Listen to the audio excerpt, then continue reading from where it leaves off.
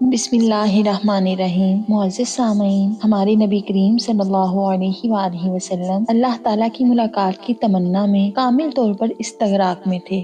صرف مقصد عظیم رب کا مشاہدہ کرنا تھا۔ آپ صلی اللہ علیہ وآلہ وسلم مخلوق کی طرف توجہ کرنے سے غافل تھے، جیسا کہ اللہ تعالیٰ نے قرآن پاک میں ارشاد فرمایا، ما زاغ البصر وما طغی، آنکھ نہ کسی طرف پھری اور نہ حد سے بڑھی۔ یہ آپ کے استغراق کے تام کی طرف کامل اشارہ ہے۔ اسی وجہ سے ہر مقام پر جبریل علیہ السلام آپ کو متوجہ کر کے بتاتے کہ یہ فلاں نبی ہیں، آپ ان کو سلام کریں۔ انبیاء کرام علیہم السلام سے آپ کی ملاقات آسمانوں میں کیسے ہوئی، جبکہ ان کے جسم اپنی اپنی قبروں میں موجود ہیں؟ اس کی ایک وجہ یہ ہو سکتی ہے کہ ان کی روحوں کو اللہ تعالیٰ نے جسموں کی شکل دے دی ہو، یعنی قبروں میں جسم ہونے کے باوجود آسمانوں میں ارواح بھی جسموں کی صورت میں موجود ہوں۔ دوسری وجہ یہ ہو سکتی ہے کہ انبیاء کرام کے جسموں کو ہی حضور صلی اللہ علیہ وآلہ وسلم کی ملاقات کے لیے آسمانوں میں اس رات کو حاضر کر لیا گیا ہو، تاکہ حضور صلی اللہ علیہ وآلہ وسلم کی عظمت واضح ہو جائے اور آپ کی عزت افزائی ہو۔ معزز سامعین، نبی کریم صلی اللہ علیہ وآلہ وسلم کی آسمانوں میں جس نبی سے بھی ملاقات ہوئی، آپ صلی اللہ علیہ وآلہ وسلم فرماتے ہیں، میں نے اسے سلام کہا اور اس نے سلام کا جواب دیا، اور اس میں دلیل ہے کہ انبیاء کرام علیہم السلام کو حقیقی زندگی حاصل ہے۔ بے شک انبیاء کرام علیہم السلام باقی زندہ لوگوں کی طرح زندہ ہیں، مردہ نہیں، بلکہ صرف دار فنا یعنی دنیا سے دار بقا یعنی آخرت کی طرف منتقل ہوتے ہیں۔ انبیاء کرام علیہم السلام کی زندگی پر دلالت کرنے والی کئی احادیث اور اخبار وارد ہیں۔ بے شک وہ اپنی قبروں میں زندہ ہیں، وہ شہداء سے افضل ہیں، وہ اپنے رب کے ہاں زندہ ہیں۔ خیال رہے کہ ہر نبی نے آپ کو سلام کا جواب دیتے ہوئے النبی الصالح، اے صالح نبی کے لقب سے پکارا۔ صالح کے انتخاب میں کیا حکمت تھی؟ بے شک صالح ایک ایسا وصف ہے جو بھلائی کی تمام خصلتوں اور اچھی عادات کو شامل ہے۔ اسی وجہ سے کہا جاتا ہے صالح وہ ہے جو اس کے ذمہ حقوق العباد اور حقوق اللہ لازم ہوں، ان کو مکمل طور پر ادا کرے۔ اسی وجہ سے انبیاء کرام علیہم السلام اس دعا کو اختیار کرتے تھے، توفنی مسلما والحقنی بالصالحین، مجھے حالت اسلام پر وفات آئے اور مجھے صالحین اپنے خاص قریبی بندوں سے ملا دے۔ اور یہ بھی ممکن ہے کہ یہاں یہ معنی مراد لیا جائے الصالح لہذا المقام العالی والصعود المتعالی، کہ انبیاء کرام علیہم السلام آپ کے اس بلند و بالا مقام کو دیکھ کر آپ کو صالح کہا ہو۔ یہ عظیم مرتبہ اور اس مقام پر سیر کرانا یعنی شرف معراج آپ کو ہی حاصل ہو رہا ہے، اس لیے صالح ہونے کا بلند مقام بھی آپ کو ہی حاصل ہے۔ معزز سامعین، حضرت ابن عباس رضی اللہ تعالی عنہ سے مروی ہے، اللہ تعالیٰ کے اس ارشاد میں وَمَا جَعَلْنَا الرُّؤْيَا الَّتِي أَرَيْنَاكَ إِلَّا فِتْنَةً لِلنَّاسِ، اور ہم نے نہ کیا وہ دکھانا جو تمہیں دکھایا تھا مگر لوگوں کی آزمائش، یعنی آپ کو حالت بیداری میں معراج کرا کے لوگوں کے لیے آزمائش بنایا کہ کون ایمان لاتا ہے اور کون نہیں۔ معزز سامعین، رؤیا سے مراد آنکھ سے دیکھنا، خواب دیکھنا مراد نہیں۔ جو رسول اللہ صلی اللہ علیہ وآلہ وسلم کو دکھایا گیا وہ سیر کی رات ہے، جس کا ذکر قرآن پاک میں ہوا کہ آپ کو مسجد حرام سے مسجد اقصی یعنی بیت المقدس تک سیر کرائی گئی۔ معزز سامعین، حضرت ابن عباس رضی اللہ تعالی عنہ سے روایت کی ہے، نبی کریم صلی اللہ علیہ وآلہ وسلم کو جو بھی چیز دکھائی گئی وہ بیداری میں یعنی جاگتے میں، جسے آپ نے اپنی آنکھوں سے دیکھا۔ اور یہ بات بھی واضح ہے کہ معراج کو سن کر قریش نے انکار کیا تھا اور کچھ لوگ یہ سن کر معاذ اللہ مرتد بھی ہو گئے تھے۔ انکار کی ضرورت ہی اس وقت درپیش آئی جبکہ واقعہ بیداری کا تھا، اگر خواب کا معاملہ ہوتا تو کسی کو انکار کی کیا ضرورت تھی۔ بے شک رسول اللہ صلی اللہ علیہ وآلہ وسلم نے فرمایا، جب قریش نے میری تکذیب کی یعنی مجھے جھٹلایا تو میں حتیم میں کھڑا ہو گیا اور اللہ تعالیٰ نے مجھ پر بیت المقدس ظاہر کر دیا، تو میں نے اس کی نشانیاں بتانی شروع کر دی اور میں بیت المقدس کو دیکھ رہا تھا۔ معزز سامعین، اس حدیث میں بھی واضح ہے کہ معراج جاگتے ہوئے جسمانی طور پر تھا، اس لیے قریش نے انکار کیا تھا۔ رب تعالیٰ نے حضور صلی اللہ علیہ وآلہ وسلم کی معراج کا ذکر کرتے ہوئے فرمایا، اسریٰ بعبدہ، جو اس پر دلالت ہے کہ یہ واقعہ بیداری کا تھا اور آپ کو جسمانی طور پر معراج ہوا، کیونکہ عبد روح اور جسم دونوں کے مجموعے کو بولا جاتا ہے۔ اگر خواب کا واقعہ ہوتا تو اسریٰ بروح عبدہ کہا جاتا۔ معزز سامعین، خواب کا واقعہ بیان کرنے والی ایک روایت حضرت امیر معاویہ رضی اللہ تعالیٰ عنہ کی ہے۔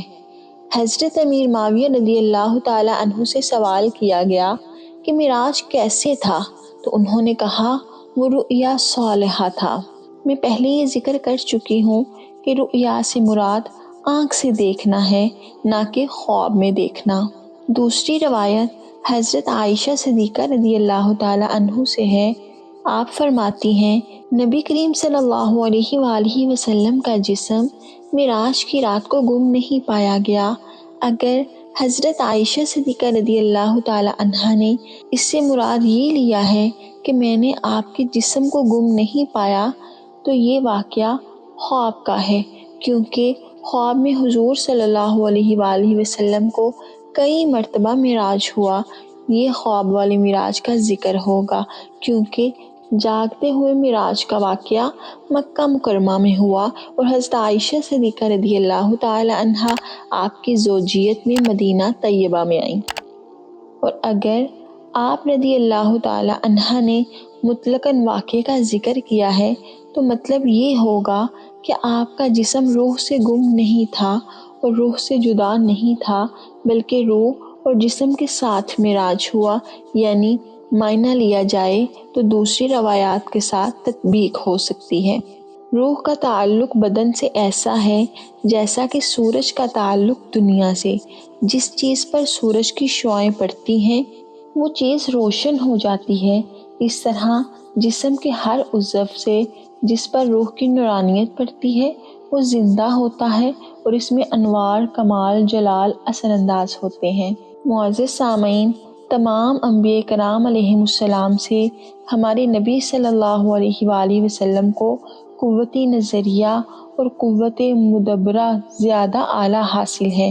اس وجہ سے آپ کا معراج قاب قوسین او ادنیٰ کے درجے کا تھا، یعنی اللہ تعالیٰ کا دیدار حاصل ہوا اور دونوں کے درمیان 2 کمان کا فاصلہ رہا یا اس سے بھی کم کا فاصلہ، جیسا کہ قرآن پاک میں ارشاد ربانی ہے، وَالنَّجْمِ إِذَا هَوَىٰ، اس پیارے چمکتے تارے یعنی محمد صلی اللہ علیہ وآلہ وسلم کی قسم جب معراج سے اترے۔ النجم سے مراد نبی کریم صلی اللہ علیہ وآلہ وسلم ہے اور ہوا سے مراد آپ کا معراج کی رات آسمانوں سے اترنا ہے۔ خیال رہے، ہوا کا معنی اترنا بھی ہے اور چڑھنا بھی۔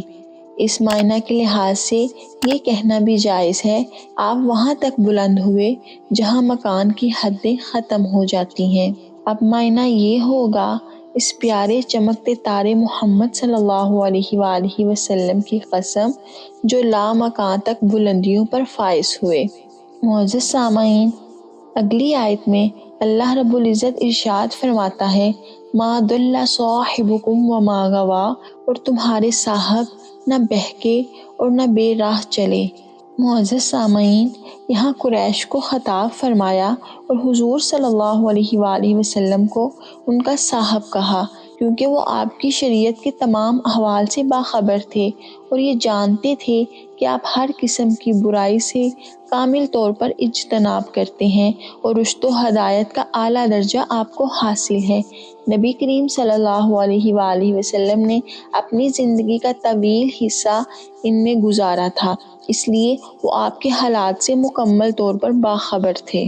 معزز سامعین، اس سے آگے ارشاد ربانی کچھ یوں ہے، وَمَا يَنطِقُ عَنِ الْهَوَىٰ إِنْ هُوَ إِلَّا وَحْيٌ يُوحَىٰ، وہ کوئی بات اپنی خواہش سے نہیں کرتے، ہاں مگر وہی جو آپ کی طرف وحی کی جاتی ہے۔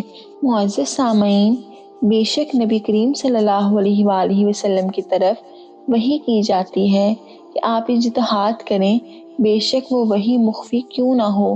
آپ کا اجتہاد وحی سے ہوتا ہے، اگرچہ اس پر وحی کے احکام جاری نہیں ہوتے، یعنی اجتہاد سے حاصل کردہ مسئلہ اور وحی سے نافذ ہونے والے حکم میں فرق ہوتا ہے۔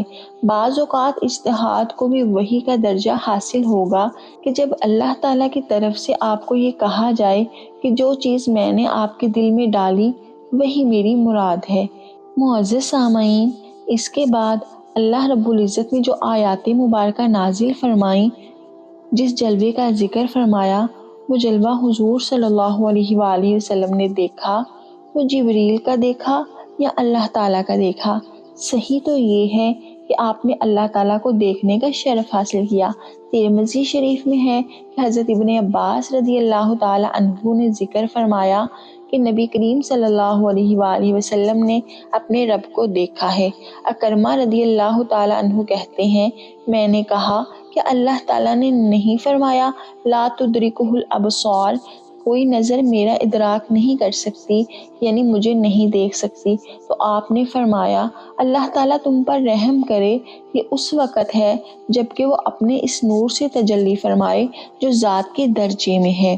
حضور صلی اللہ علیہ وآلہ وسلم نے 2 مرتبہ اپنے رب کو دیکھا، یعنی اللہ تعالیٰ کے ذاتی نور کا کسی نے احاطہ نہیں کیا، اس کی حقیقت تک کوئی پہنچ نہیں سکتا۔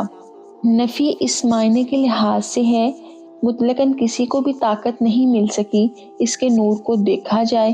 معزز سامعین، حضرت قتادہ رضی اللہ تعالیٰ عنہ حضرت عبداللہ رضی اللہ تعالیٰ عنہ سے روایت کرتے ہیں، عبداللہ کہتے ہیں میں نے ابو ذر رضی اللہ تعالیٰ عنہ کو کہا کہ کاش میں رسول اللہ صلی اللہ علیہ وآلہ وسلم کو دیکھتا اور آپ سے ایک سوال کرتا۔